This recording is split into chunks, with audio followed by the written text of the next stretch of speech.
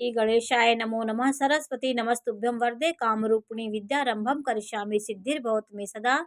शिव शक्ति को कोटि कोटि प्रणाम। मेरे श्रोतागण, मैं आपको आज एक विशेष जानकारी देने जा रही हूँ कि आप गृह प्रवेश करवाते हैं, गृहारंभ कराते हैं, गृह निर्माण कराते हैं, जो कौन कौन से आपको तिथियां होनी चाहिए। आपके जीवन में ग्रह का कितना महत्व होता है, क्योंकि ये एक अचल चीज होती है, ये स्थिर चीज होती है। इसलिए इसके निर्माण में और इसके गृहारंभ में, निर्माण कराने में, गृह प्रवेश कराने में, भूमि पूजन कराने में अच्छी तिथियों का संयोग होना बहुत ज़रूरी होता है। तो आप गृहारंभ कब करवाएं, कब ना करवाएं, किस महीने में आप गृहारंभ कराएं, इस बारे में मैं आज आपको जानकारी दे रही हूँ। आपका गृहारंभ जब हो, आपकी कुंडली में शुक्र, बुध, शुक्र की, गुरु की और चंद्रमा अस्त नहीं होना चाहिए। जैसे आपको मैंने उस बताया था कितने डिग्री में ये ग्रह सूर्य के साथ अस्त हो जाते हैं। तो जब अस्त ग्रह हो तो उस समय आप अपने घर का कोई कार्य ना कराएं, गृहारंभ भी नहीं कराएं, भूमि पूजन भी ना कराएं। अच्छी तिथियों में, अच्छे मास में आप अपने गृहारंभ का या गृह निर्माण करवाएं, तो आपके लिए बहुत सुख सुविधाओं से आप भरे रहेंगे। आपके जीवन में जो समस्याएं, कभी हुआ घर बनने के बाद कोई समस्या आ जाती है, कोई घटना हो जाती है, कोई घर में किसी की मृत्यु हो जाती घर के बनने, तो ये सही तिथियों का आपके जीवन में नहीं मेल होता, तो ये सब चीज़ें जीवन में आने लगती हैं। तो आप देखिए कि सबसे पहले आप देखिए कि हमारे ग्रह गुरु, शुक्र और चंद्रमा, ये मन के कारक होते हैं। शुक्र देखिए भूमि भवन देता है, गुरु अच्छा होने से संतान की वृद्धि होती है, ज्ञान, धन धान्य की वृद्धि होती है। इसलिए 3 ग्रहों को उपयोगी माना गया है। जो हमारे संरचना में ये ग्रहों का बहुत सहयोग होता है।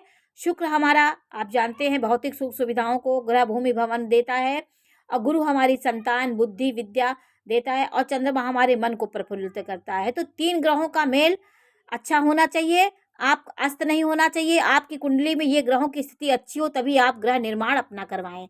सबसे पहले देखिए बैसाख मास, जब चैत मास होता है, चैत मास में आप गृह निर्माण नहीं करवाना चाहिए आपको। उस समय अगर आप गृह निर्माण करवाएंगे, भूमि का कोई पूजन करवाएं, गृह प्रवेश कराएंगे, तो आपके यहाँ व्याधियों का आगमन हो सकता है। ये हमारे शास्त्रकारों ने ऐसे महीनों का निर्धारण किया है।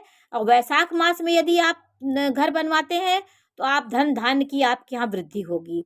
तो कुछ शुभ मुहूर्त होते हैं जिसमें हमारे घर बनवाने से हमारे घर में दुख आता है, सुख आता है, ये ग्रहों से, महीनों से होता है। तो वैशाख मास में यदि गृह निर्माण आप करवाएंगे, धन धान्य में आपकी वृद्धि होगी। जेठ मास में आप घर बनवाएंगे तो मृत्यु का भय आपको बना रहेगा, असाध्य बीमारी आपको हो सकती है। तो जेठ मास में भी घर निर्माण नहीं करवाना चाहिए। आषाढ़ मास में गृह निर्माण कराने से सुख संपन्नता होती है जीवन में। आपके आषाढ़ मास बहुत अच्छा महीना माना जाता है। ये कर्क राशि में सूर्य होता है, चंद्रमा होता है। तो सूर्य इस समय कर्क राशि में होता है आषाढ़ महीने में। तो ये आपके सुख सुविधाओं को देने वाला होता है, संपन्नताएं आपके यहाँ आती हैं। और श्रावण मास में भी आप गृहारंभ करा सकते हैं। मित्रों से आपको लाभ मिलेगा, आपके आसपास अच्छे मित्र होंगे, आपको मित्रों से सहयोग मिलेगा। तो आषाढ़ मास, श्रावण मास में गृहारंभ बहुत अच्छा होता है। भादव मास में गृह निर्माण बिल्कुल नहीं कराना चाहिए, ये बहुत हानिकारक होता है। आपके यहाँ वंश वृद्धि नहीं होगी, आपके आगे के जो आपके जीवन में जो खुशियाँ होती उसमें बाधक होता है। इसलिए भादव महीने में आप गृह निर्माण बिल्कुल मत करवाएं। जमीन का लेन देन भी भादव मास में आप ना कराएं, घर का गृहारंभ भी ना कराएं। कुछ भी आप इसी ग्रह से संबंधित कोई काम भादव महीने में नहीं करवाना चाहिए। और कार्तिक मास में गृहारंभ करवाएंगे तो आप धन धान से भरे रहेंगे। धन धान देने वाला होता है। आपके यहाँ धन की वृद्धि होगी, जन की वृद्धि होगी। आपके यहाँ जैसे आपने घर बनवाया तो आपके बच्चों का विकास होगा, धन धान से आप परिपूर्ण होंगे। और मार्गशीर्ष महीना, अगहन महीने में आप घर बनवाएंगे तो अच्छा होता है। अगहन महीने में घर बहुत अच्छा होता है। कार्तिक मास में, मार्गशीर्ष महीने में घर अच्छा होता है। और पौष मास में आप बिल्कुल घर को गृहारंभ नहीं बनाना चाहिए। घर को पौष मास में आप, पौष का महीना जब चले, ये जो महीना चल रहा है पौष महीने में, आप बिल्कुल गृह निर्माण ना करवाएं। तस्करों से आपको भय होता है। और माघ महीने में जब मकर संक्रांति आती है, उसके बाद जो माघ महीना लगता है, वो उस महीने में आप गृहारंभ करवा सकते हैं। आपको धन का लाभ होगा, वित्त का लाभ होगा, आपको धन का लाभ होगा। और पौष मास को छोड़ करके माघ महीना भी अच्छा है। फागुन मास में आप घर बनवा सकते हैं, ये आपको विद्या आरंभ के लिए बहुत अच्छा होता है। तो आज मैंने आपको जानकारी दी। और तिथियों का भी आप बहुत ध्यान दीजिए जब आप गृह आरंभ करा रहे हों। जैसे आपके महीने आपको निकल आए अच्छे हुए, आप आषाढ़ महीने में घर बनवाए, आपके लिए अच्छा होता है।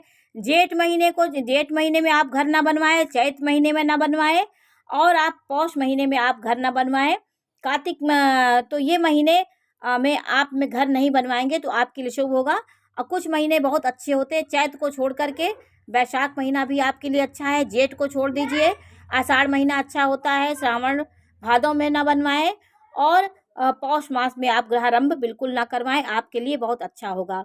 और तिथियों को भी देख लीजिए, जब आप गृहारंभ करवाते हैं तो पंडित जी से आप तिथियां निकलवाते हैं, तो आप भी इसको ध्यान दीजिए कि मेरी तिथियां, आप भी अपने जीवन में कुछ चीज़ों को अपना अध्ययन करके भी आप जाने। कभी कभी आपको गलत भी पैसे के लालच में आपको अयोग्य पंडित लोग गलत बता देते हैं, उससे गलत तिथियां निकल आती हैं। तो तिथियों के बारे में भी आपको जानकारी होनी चाहिए।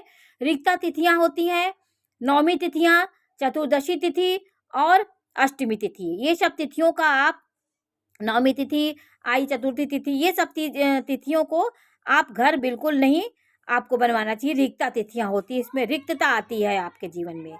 और धनिष्ठा नक्षत्र से रेवती नक्षत्र तक, जैसे आपका घनिष्ठा नक्षत्र हुआ, धनिष्ठा नक्षत्र आता है, उसके बाद रेवती नक्षत्र तक आप गृहारंभ नहीं कराना चाहिए।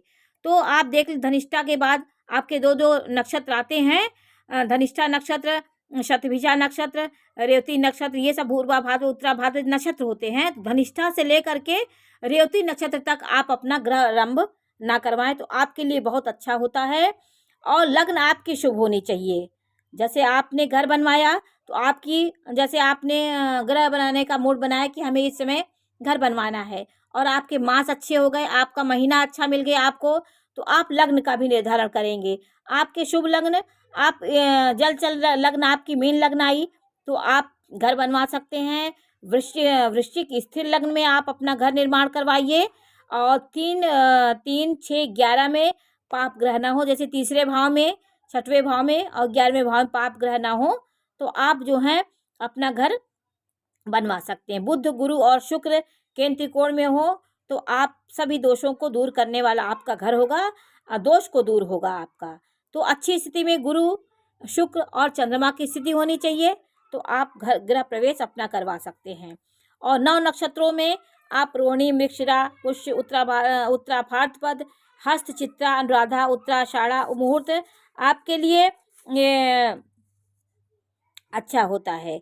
तो ये सब नक्षत्रों में आप अपने घर का निर्माण करवा सकते हैं। तो गृहारंभ के बारे में आपको मैंने जानकारी दी। तो पहले किस किस महीने में आप घर बनवाएं, किस महीने में ना बनवाएं, इसके बारे में मैंने आपको जानकारी दी। नमस्कार।